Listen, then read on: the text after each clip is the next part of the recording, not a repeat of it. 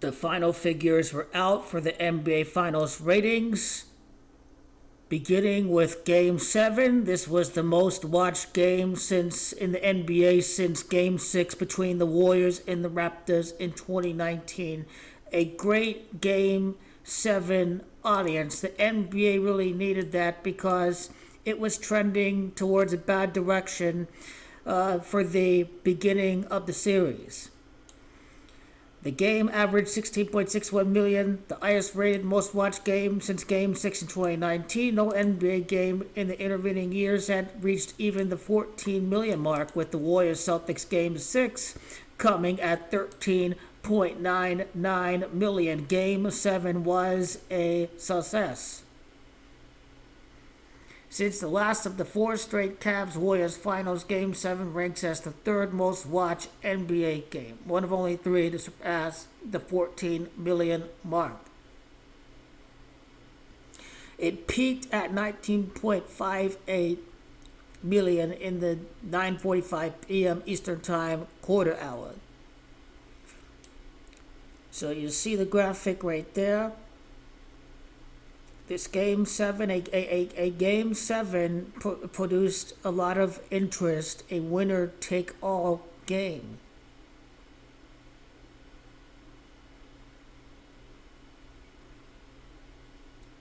The Pacers Thunder is still behind Game 5 of Major League Baseball World Series, the Florida Houston National Title Game, and the Kentucky Derby. The NBA still behind. Pacers Thunder was the least watched of the 6 Game 7s in the Nielsen era. The most recent was the historic championship for Cleveland and GOAT King LeBron over the 73-9 Warriors, which had 31.02 million. The GOAT King LeBron effect. The previous Game 7, though, was just under 19 million for Spurs Pistons. Similar small market matchup.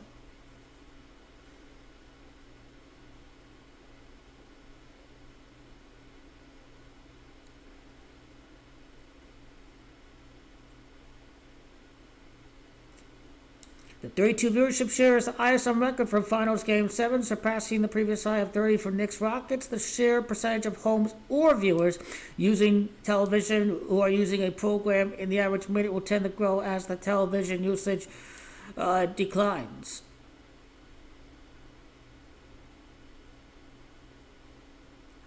Given the performance of the first 6 games, a Game 7 audience north of 60 million was far from guaranteed because all the other games fell short of the 10 million viewer mark.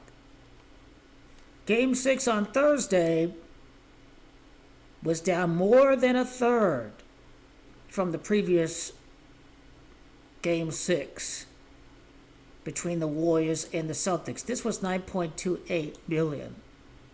So the Thunder on the verge of winning the title. People didn't like the matchup. It was not competitive. They thought it was over after Tyrese's injury.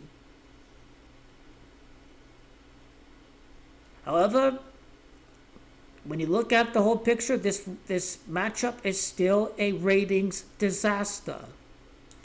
The full 7-game series between the Thunder and Pacers was down 9% from last year. It was the least watched finals, excluding COVID. It was the least watched finals since Spurs Cavaliers. Again, it had a big jump because of the Game 7 viewership. The least watched NBA final since 2007 got saved by a Game 7. Otherwise, it would have been below 10 million. So overall, competition, parity, different winners. In a Game 7, the 7 different champions in 7 years in the Game 7 is what got 16 million people out to watch the game. Plus, it helps that it fell on a Sunday. But overall, this matchup did not produce the most fan interest. Pacers Thunders just seem as boring. The superstars are not big names, and the NBA is surely going to do a lot better because the networks are paying a lot more money to host the games, and this means that advertisers are paying more money now more than ever to get the ad slots in the NBA Finals. Whoever had the ads for Game 7 did a great job. For the ads for the first 6 games of the series, that they didn't justify what they were paying out. But surely, this was not a well-watched NBA Finals. The league is going to do a lot better. The best option internationally, domestically, GOAT, King LeBron, Luka in the Lakers. There is room for improvement. The first 3 rounds have been doing great. The NBA Finals is where we need a little bit of work. Better matchups, more fan interest, more hype. A true feel of a championship series is what we need.